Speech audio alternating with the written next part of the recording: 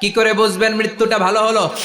এক নাম্বার আলামত আন-নুতকু বিশ-শাহাদা, মরার আগে আওয়াজ করে জিকির করে কেউ যদি পড়তে পারে লা ইলাহা ইল্লাল্লাহু মুহাম্মাদুর রাসূলুল্লাহ সাল্লাল্লাহু, এটা হচ্ছে আলামাতু হুসনিল খাতিমা। আপনার মৃত্যুটা যে ভালো মৃত্যু হয়েছে এটার আলামত। কি মৃত্যু? সবাই বলেন ভালো মৃত্যু আমরা চাই কি চাই না? ভালো মৃত্যুর এক নাম্বার আলামত কালিমা পড়ে যদি মরতে পারে। বিশ্বনবী বলেন মান কানা আখিরু কালামিহি লা ইলাহা ইল্লাল্লাহ, যে ব্যক্তির সর্বশেষ কথাটা হবে, বাক্যটা হবে লা ইলাহা ইল্লাল্লাহ, দাখালাল জান্নাহ, সে জান্নাতি হয়ে যাবে। সুবহানাল্লাহ পড়ে।